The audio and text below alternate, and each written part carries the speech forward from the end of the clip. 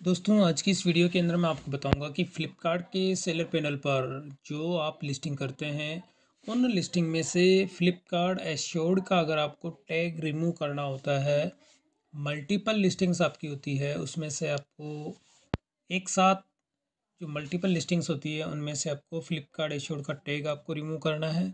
और इसके साथ ही उसमें जो टाइमिंग होता है, यानी कि अगर आप नई लिस्टिंग जब करते हैं तो उसमें एक्सप्रेस होता है और इन स्टॉक होता है और एसएलए टाइम होता है। तो अभी मैंने यहाँ पे अपना फ़्लिपकार्ट का सेलर पैनल जो है ओपन किया हुआ है। अब इसमें मैं आपको अपनी लिस्टिंग दिखाता हूँ और लिस्टिंग से पहले मैं आपको ऑर्डर दिखाता हूँ। तो एक्टिव ऑर्डर जब मैं दिखाता हूँ तो आप देखेंगे कि यहाँ पर कुछ एक्टिव ऑर्डर हैं। तो अब इसमें से कुछ ऑर्डर, यानी कि ये ऑर्डर जो है आज की डेट के ही हैं। अगर आप टाइमिंग इनका देखेंगे तो जो ऑर्डर डेट जो है वो आज की डेट है, लेकिन इसमें कुछ ऑर्डर आपको दिखते हैं कि यहाँ पे 12 आवर्स जो है वो रिमेनिंग है, यानी कि 12 घंटे का टाइम है। और कुछ ऑर्डर के अंदर यहाँ पे एक दिन का टाइम दिया गया है। तो यहाँ पर आप देखेंगे कि जो जो लिस्टिंग जब भी आप करते हैं उस टाइम लिस्टिंग के टाइम में जब आप एक्सपेक्ट सेलेक्ट करते हैं, यानी कि जब आप इन स्टॉक और एसएलए का जो टाइम होता है उसमें 2 दिन का टाइम होता है। और अगर आप एक्सपेक्ट सेलेक्ट करते हैं लिस्टिंग के टाइम पे, यानी कि आप अपने प्रोडक्ट को 24 आवर्स के अंदर डिस्पैच कर देंगे। तो अब ये जो एक प्रोडक्ट है इसमें आप देखेंगे कि 12 आवर्स जो दिखा रहा है ये, कि यानी कि मुझे इसको 12 आवर्स के अंदर डिस्पैच करना ही करना है। अगर मैं इसके बाद डिस्पैच नहीं करता हूँ तो ये मेरी अकाउंट हेल्थ को इफ़ेक्ट करता है। तो यहाँ पर मैं इसको आपको लाइव दिखाता हूँ। तो ये प्रोडक्ट अभी फ़्लिपकार्ट पे मेरा लाइव है और इसमें आप देखेंगे कि फ़्लिपकार्ट एश्योर्ड का इसमें टैग लगा हुआ है। और ये जो टैग जो डिफ़ाइन किया जाता है, यानी कि फ़्लिपकार्ट एश्योर्ड का जो टैग लगाया जाता है, इसके कुछ चार्जेस फ़्लिपकार्ट आपके कमीशन में से डिडक्ट करता है। और इसके साथ ही जो जो आपकी लिस्टिंग होती है जिनमें कि फ़्लिपकार्ट एश्योर्ड का टैग लगा होता है, उन लिस्टिंग के जो प्रोडक्ट होते हैं उनको आपको विदिन 24 आवर्स के अंदर आपको डिस्पैच करना होता है। तो यहाँ पर मैं इन प्रोडक्ट को जो है फ़्लिपकार्ट एश्योर्ड का जो टैग है उनमें से मैं अभी इनको रिमूव करूँगा। तो रिमूव करने के लिए आप अपनी लिस्टिंग पे अंदर जाएंगे, यहाँ पे लिस्टिंग और लिस्टिंग के अंदर माई लिस्टिंग। तो आप देखेंगे टोटल मेरी जो ऑल लिस्टिंग्स है इसके अंदर 223 प्रोडक्ट्स जो है मैंने इसके अंदर लिस्ट किया हुआ है। तो अब आपको क्या करना है, यहाँ पे जो फ़्लिपकार्ट एश्योर्ड जो है आप देखेंगे कि सबसे पहले जो बल्क एक्शन जो होता है, यहाँ पर आपको सभी को सेलेक्ट करते हैं आप। पूरी लिस्टिंग जब आप इस पर क्लिक करते हैं तो जितनी भी आपकी ये लिस्टिंग है वो सारी की सारी इसके अंदर सेलेक्ट हो जाती है। अब इसमें क्या होता है कि यहाँ पर आपको जो है बल्क के अंदर एक्शन लेना होता है। तो आपने जो सेलेक्ट किया है, अब इसमें से ऑप्शन आ जाता है, जैसे ही ऊपर जो बल्क एक्शन जो होता है इस पे आपको क्लिक करना है और यहाँ पे होता है रिमूव फ्रॉम फ्लिपकार्ट एश्योर्ड। तो मैं इस पे क्लिक कर देता हूँ और यहाँ पे मैं कर देता हूँ opt out of Flipkart assured. ये मैंने इसमें से रिमूव कर दिया। तो अभी इसमें से जो सेलेक्टेड थे मेरे, अभी आप देखेंगे 10 जो प्रोडक्ट थे, मैं यहाँ पे आपको मल्टीपल जो है 100 दिखे यहाँ पे मैंने शो कर देता हूँ। और इन सबको वापस मैंने सेलेक्ट किया यहाँ से और सेलेक्ट करने के साथ ही बल्क एक्शन मैं कर देता हूँ रिमूव फ्रॉम फ्लिपकार्ट एश्योर्ड। तो ये 100 प्रोडक्ट थे, उन सबको मैंने इसमें से रिमूव कर दिया। तो जो यहाँ पे आप देखेंगे रेड रेड कलर के हैं, यानी ये फ्लिपकार्ट एश्योर्ड से मैंने इनको रिमूव कर दिया। अब इसके अलावा बाकी के और भी जो हैं फ्लिपकार्ट एश्योर्ड की काफ़ी सारी ऐसी लिस्टिंग्स है जिनको मैंने हटाया था और अभी भी मैं हटा रहा हूँ।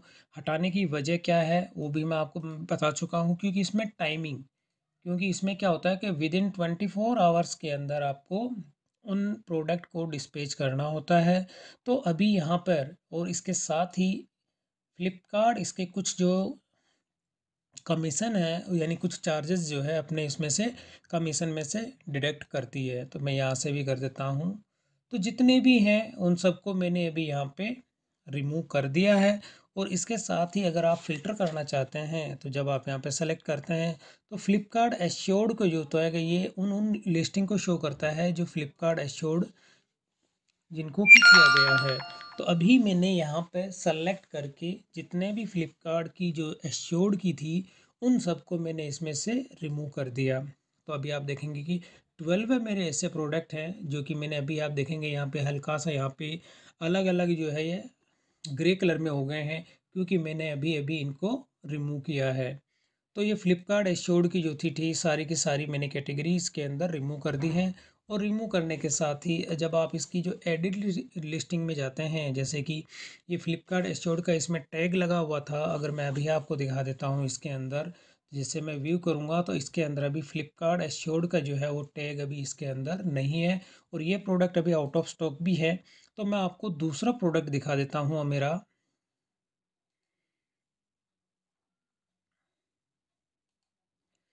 तो ये वाला मेरा दूसरा प्रोडक्ट है, इसमें आप देखेंगे अभी फ्लिपकार्ट एश्योर्ड का टैग जो है वो रिमूव हो चुका है। और इसके साथ ही अब यहाँ पर इसके अंदर एडिट लिस्टिंग में पर जाते हैं और जाने के बाद आप जो इसमें एक्सप्रेस सेलेक्ट करते हैं जैसे एडिट लिस्टिंग में जाके यहाँ पर जो लिस्टिंग का स्टेटस जो होता है अभी मेरा लिस्टिंग एक्टिव है और ये आपका जो है प्रोक्यूरमेंट टाइप जो होता है ये एक्सप्रेस को आपको यहाँ पे सेलेक्ट करना है इन स्टॉक। अगर आप इसको एक्सप्रेस अगर करते हैं तो एक्सप्रेस के केस में क्या होता है कि आपको विद इन 24 आवर्स के अंदर आपको अपने प्रोडक्ट को जो है डिस्पैच करना होता है। तो यहाँ पे अब आपको इन स्टॉक करना है, इन स्टॉक करने के बाद आपको सबमिट कर देना है। तो इस तरह से जितने भी आपके प्रोडक्ट हैं जो जिनको कि आपने फ्लिपकार्ट एश्योर्ड के उसमें से रिमूव किया है और रिमूव करने के बाद में आपको ये आपकी जो लिस्टिंग होती है प्रिक्योरमेंट टाइप के अंदर जाके आपको एक्सप्रेस को रिमूव करना है और उसके अंदर आपको इन स्टॉक जो है वो सेलेक्ट करना है। तब जाके आपको जो है इसके अंदर टाइमिंग जो होती है जो एसएलए का जो आपका टाइम होता है 2 दिन का, तो फिर आपको जो है 2 दिन का टाइम मिल जाएगा और 2 दिन के टाइम के बाद में आप उसको जो है आराम से डिस्पैच कर सकते हैं। तो यहाँ पे ये भी एक्सप्रेस है तो इनको आपको करना है इन स्टॉक। इन स्टॉक के बाद में जो यहाँ पे एसएलए का जो टाइम आप देखते हैं 2 दिन, तो आपको फिर 2 दिन का टाइम दिया जाएगा फ्लिपकार्ट की ओर से कि आप इन प्रोडक्ट को विद इन 2 डेज़ के अंदर आप इसको डिस्पैच करें। तो अभी मैंने जितनी भी मेरी लिस्टिंग थी उन सबको फ्लिपकार्ट एश्योर्ड का जो टैग था उससे रिमूव किया है और रिमूव करने के साथ ही अब मैं यहाँ पे इनको सारी की सारी जितनी भी लिस्टिंग थी मैंने अपनी 70 से 80% लिस्टिंग जो है उसको मैं एक्सप्रेस से हटा के इन स्टॉक जो है वो उसमें कर चुका हूँ और अब कुछ जो पेंडिंग है उनको भी मैं अभी 1-2 दिन के अंदर अपडेट कर दूंगा। तो दोस्तों ये तो एक तरीका होता है कि आपकी जो लिस्टिंग होती है फ्लिपकार्ट एश्योर्ड का बल्क के अंदर जो अगर रिमूव करना चाहते हैं तो आप कैसे करेंगे वो प्रोसेस मैंने आपको इसके अंदर बताया। और इसके साथ ही जो आपको अगर जल्दी अगर आप डिस्पैच कर सकते हैं तो आप उस केस में अपनी लिस्टिंग के अंदर प्रोक्यूरमेंट टाइप जो होता है उसके अंदर एक्सप्रेस सेलेक्ट करें और अदरवाइज़ आप उसके अंदर से इन स्टॉक सेलेक्ट करके एसएलए टाइम आपको जो भी होता है मैक्सिमम 2 दिन का जो टाइम होता है वो आप सेलेक्ट कर सकते हैं। तो दोस्तों वीडियो पसंद आई तो इसे लाइक और शेयर जरूर करें और मेरे चैनल को सब्सक्राइब करना ना भूलें।